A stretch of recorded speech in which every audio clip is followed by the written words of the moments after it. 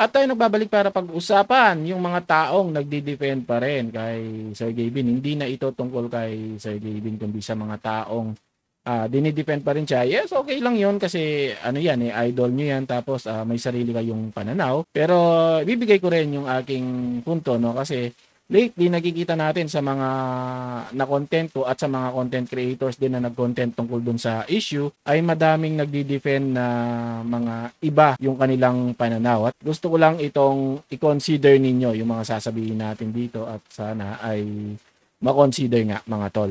So unang-una, no, marami nga yung mga nagsasabi na burado na yung content at tumingi na ng apology si Sergey Bin, bakit pinapalaki pa at pinag-uusapan pa. Lahat ng mga nagko-content dito, ano pa nga ba? For the content and for the views and for education na din. Bakit nga ba yung mga idol ninyo pag nagko-content na mayayaman at malalaki na ay walang problema? Gusto rin nila ng views. Otherwise, ba't pa sila magko-content kung hindi rin nila gusto yung views, di ba? Gusto rin nilang magkaroon ng views. Views and income, syempre, hindi tayo hypocrite. Syempre, gusto rin natin at kailangan din natin. Kailangan ng views at pera. Totoo yan.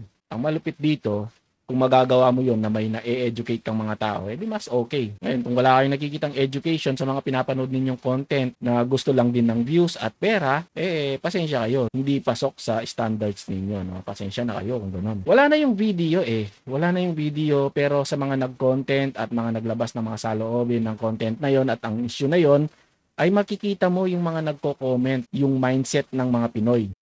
Upuan lang naman yun Anong masama doon? Di naman ganun kalala Content lang naman yun Kayo lang naman yung marurumi ang isip Na-delete na nga Ba't nyo pa pinag-uusapan? Yan yung madalas na makikita natin sa mga comment. Dahil sa mga ganyang klaseng mentality, kaya tuloy-tuloy pa rin ang usapin na ito. Again, hindi na ito tungkol kay Sergey Bin, tungkol na ito sa mindset ng mga Pilipino. Kesyo, wala naman masama dyan, di naman sinasadya, ginawa lang naman na content, na-delete na nga Kung ganoon yung mga palusot natin at mga excuses natin, tinuturuan natin ang mga next generations na hindi na mahalaga ang boundaries. Like I said, hindi na ito tungkol kay Sergey Bin, no? Tungkol na ito sa mga magko-content pa ng mga ganyang content at yung mga nanonood na matatanda ay hindi nakikita yung mga mali dito. Kailangan pa rin talagang pag-usapan. Like I said, saludo tayo, no? Yung paghingi niya ng tawad ay tinatapos na niya yung issue tungkol doon sa video. Pero yung pagtuturo at pag-educate sa mga taong hindi nakikita na mali yun, ay tinatapos niya ang mga ganoong klaseng mga content para hindi na ulitin ng iba. Sa mga nagsasabi na kayo ang may mali siya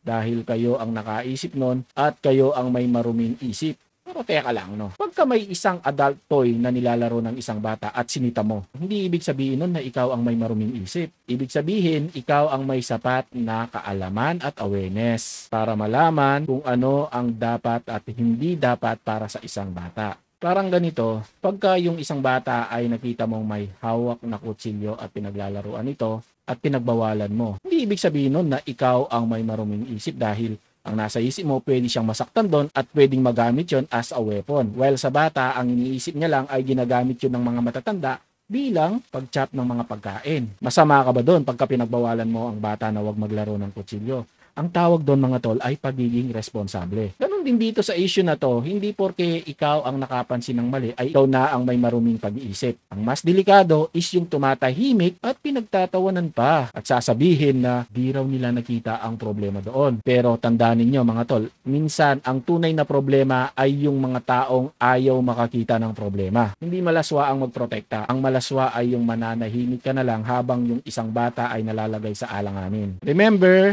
hindi lahat ng pang-aabuso ay halata. Minsan nakatago yan sa mga tawa.